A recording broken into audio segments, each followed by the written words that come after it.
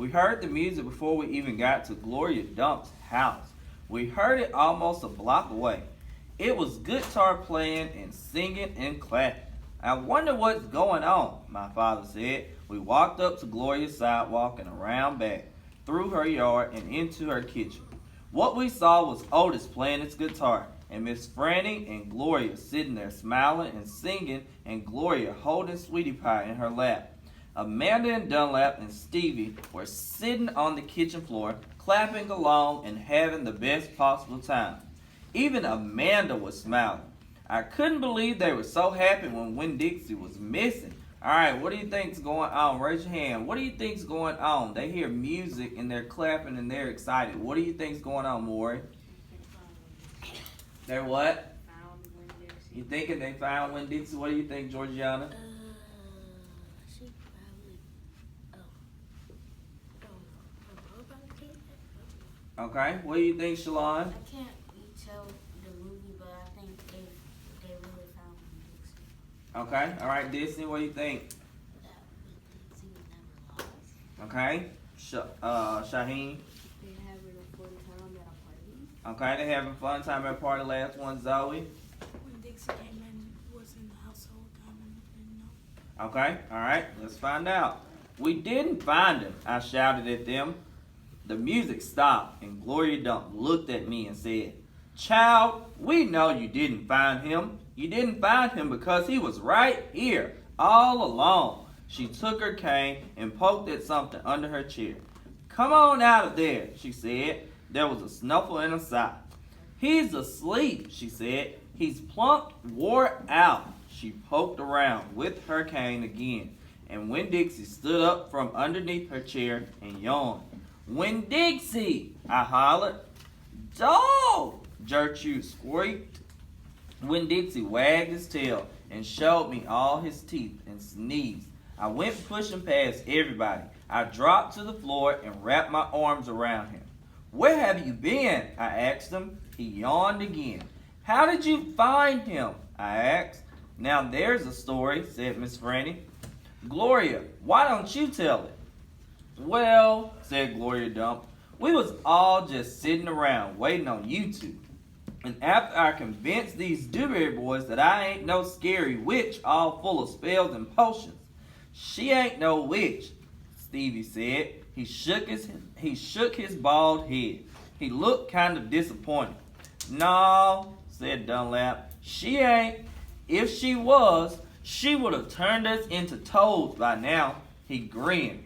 "I could have told you that she wasn't a witch. Witches don't exist," said Amanda. "They are just myths." "All right now," said Gloria. "What happened was we got through all them witchy things, and then Franny said, 'Why don't we have a little music while we wait for you two to get back?'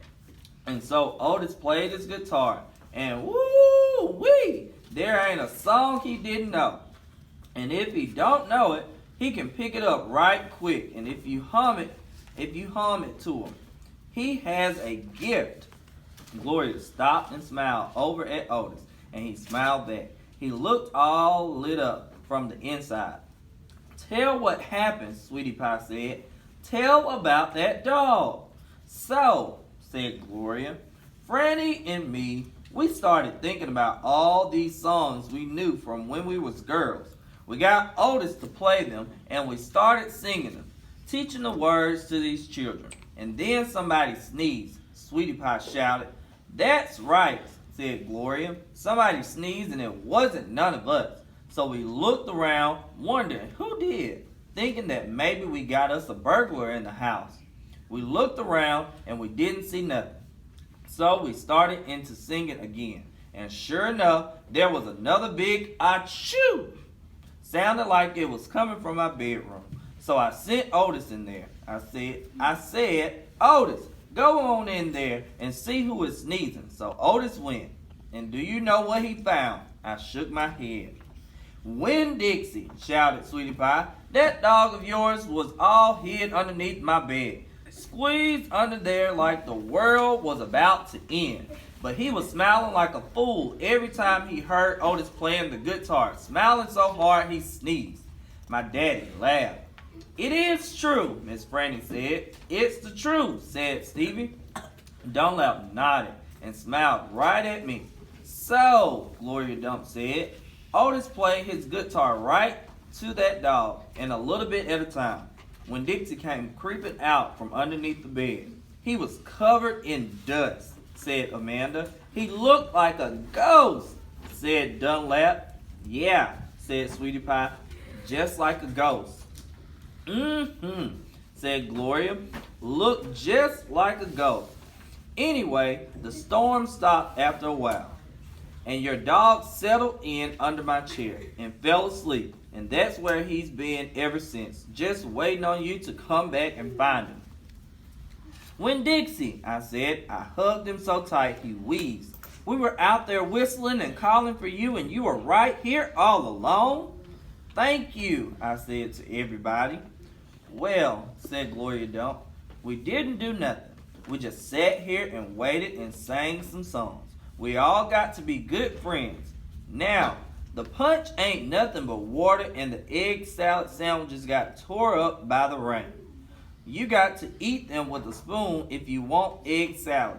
But we got pickles to eat and Littman's lozenges, and we still got a party going on. My daddy pulled out a kitchen chair and sat down. Otis, he said, do you know any hymns?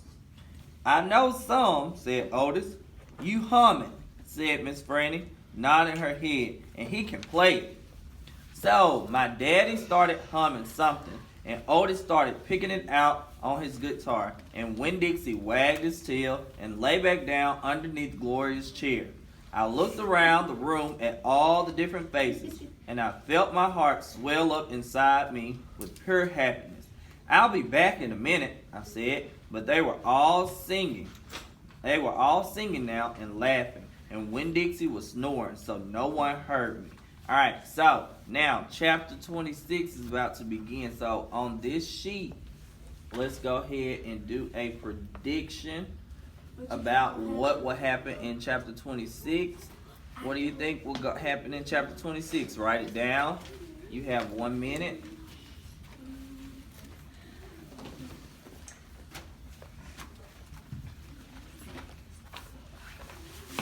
Also, we're going to look at how the character changed, okay? So let's talk about some things while you're writing your predictions. What did we notice about Opal at the beginning of the story? Zoe, what did we notice about Opal at the beginning? Let's talk about the beginning.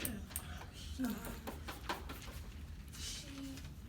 was happy to be in Florida to find Winn-Dixie and say that she's his dog. Alright, so she was happy. What have we observed about her? That she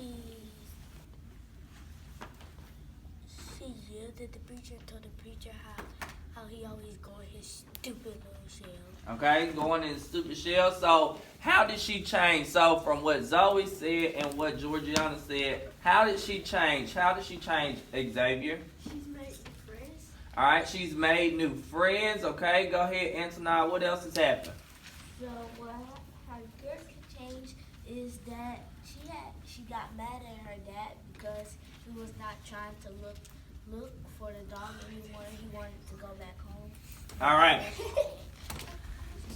Keep going. I'm sorry. But then when she found out that her dog was at the house the whole time, she apologized to her dad for saying all the mean things that she said to him. Alright, so can we make a statement and generalize this statement and summarize it and say that Opal was happy? Opal was a happy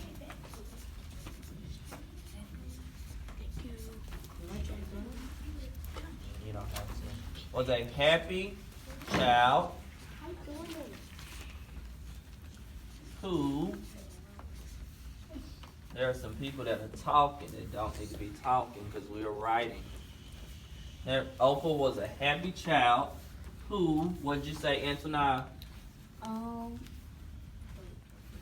So we said at the beginning that she was happy, and now she changed when Dixie left away. So how was she feeling then? How was she feeling? She was feeling mad. She was sad. She was mad. She was frustrated. What are some more words to describe her? Depressed. Okay. All right. So can we word this sentence? Opal was a happy child who became frustrated. Because she lost her dog. Irritated, mad, sad, depressed. Okay. Who became? I'll change it in a minute. Who became? She was angry too. She was very angry. Became frustrated once the dog disappeared. Okay.